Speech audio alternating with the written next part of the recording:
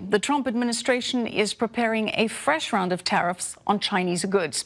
And administration officials saying an additional $200 billion worth of goods made in China could face a 10% tariff. Last week, the U.S. and China imposed a dueling tariff, some $34 billion worth of each other's products. Today, Chinese officials denounced those tariffs, saying that they violate the World Trade Organization rules. Well, Pfizer will postpone planned drug price hikes. President Trump called out the drug maker on Twitter this week, denouncing the increase. And today, the president said he spoke to the company's CEO and praised them for this decision. Pfizer says that prices will remain stable until the end of the year or until the White House releases a blueprint for lowering drug costs. All right, let's bring in David Nelson, chief strategist with Bellpoint Asset Management. Hi, David. Thanks for having me. David, let's first get your reaction to this Pfizer story. We've long discussed how the U.S. basically subsidizes the rest of the world when it comes to the development of pharmaceuticals. This doesn't really address that, but is this a temporary small victory for President Trump? Yeah, I guess it is. You know, I was actually surprised that Pfizer, in less than 24 hours, they actually, pulled the price hikes back. But there's a larger issue going on. It is true that these large drug companies sell drugs around the world far cheaper than they are in the United States. And that means American taxpayers, American consumers, we're subsidizing the healthcare systems of most of the rest of the world. And I think the president makes a good point. I think it's a more complex issue than that. And we're not going to just solve it by putting out a couple of tweets. Yeah, certainly a very complex issue.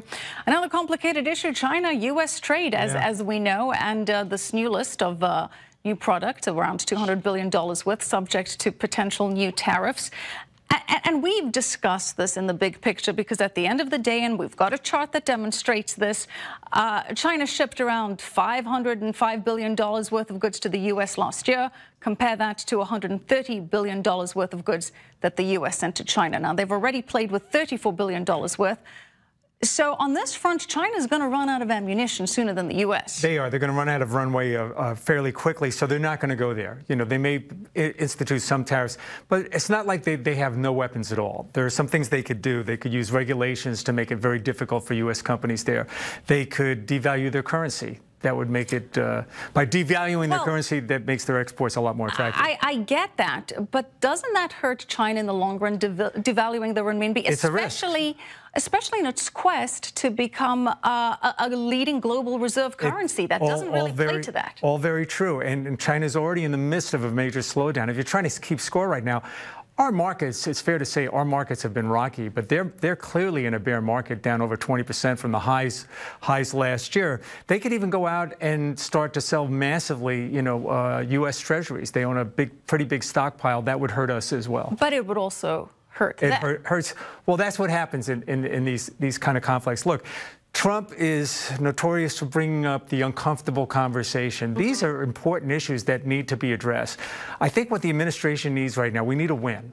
Yeah. Because even when you're fighting a war, you need to show that you've won a couple of battles to show Americans that there's an end game to this. We're going somewhere. We're actually trying to accomplish something. We're not just trying to put out these tariffs and, just to rattle the other side. We want to get something done, and hopefully these people will come together. And a point that you've made before is that China has the advantage of playing the long game here, because President Xi doesn't have to worry about election cycles or even term limits, whereas President Trump has to worry about these things.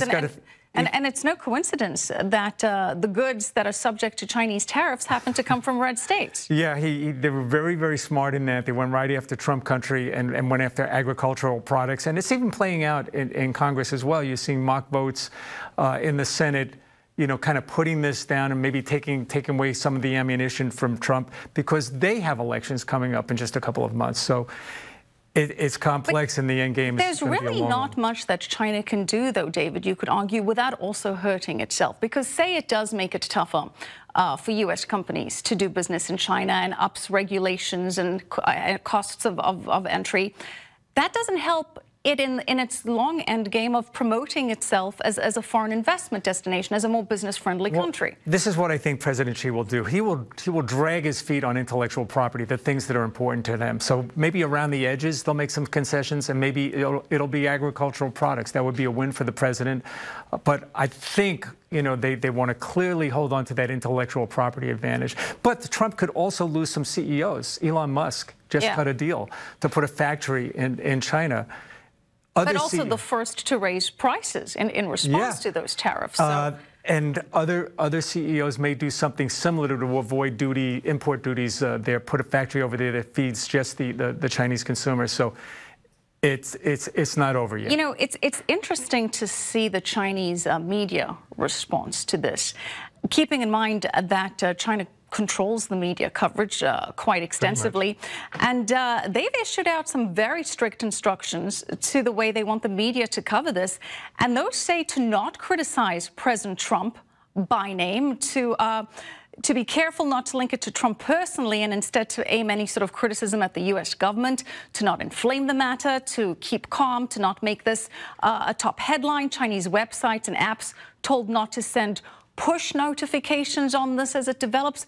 What do you make of that? What does that I haven't signal? Seen that, and I'm learning about it as we speak. I think that's good. Learn things in Clearcut all the time, David. I think that's good news for us. I think that means that maybe there is some conversations going on behind the scenes, and they want to get something done. Look, there's no investor out there that likes what's going on right now, the least of which is me. But some of these issues are really important. They've long since needed to be addressed. They're being addressed now. We don't know what kind of conversations are taking place behind the scenes. Let's keep it out of the media. I'd like to see Steve Mnuchin and Navarro off the air. Right. Keep it inside the Oval Office. Let's get something done. Well, that's certainly China's approach. Keep it out of the media as much as possible. So much so that you even had a Chinese state publication coming out with an op-ed telling investors in China not to worry, to calm down, in response to the point that you say that the Shanghai Composite is now in bear territory. You're reminding me of something. It was Ulysses Grant. Just before going into his first battle with the Confederates, he said he was scared, but remember the other guy is scared as well. They're scared as well. So maybe that gets us to the table. And this is a point that the president makes, and certainly something that you've agreed to, or agreed on rather, and that is that the president didn't start this trade war, that he is... It's decades in the making. But that he is actually fighting back for the first time. What would happen if this whole thing just got dropped? What would that mean then? What would that mean for the U.S. long term? You mean tariffs get dropped? No, if we stop the fight and the president succumbs to all of this internal pressure and external pressure... I think that would look like he capitulated if he did that. I don't expect that to happen. But I do think a year from now, as dark as that may seem, a year from now, we might actually see tariffs around the world lower than they are in aggregate than they are right now. And he teased that at the G7. He said, what if we had no tariffs? Yeah. I'd like to see the numbers on that. Maybe that's the way to go. Maybe that's the end game. Maybe that's the ultimate plan. True free trade. David, thank you so much. Appreciate it, David Nelson. All right.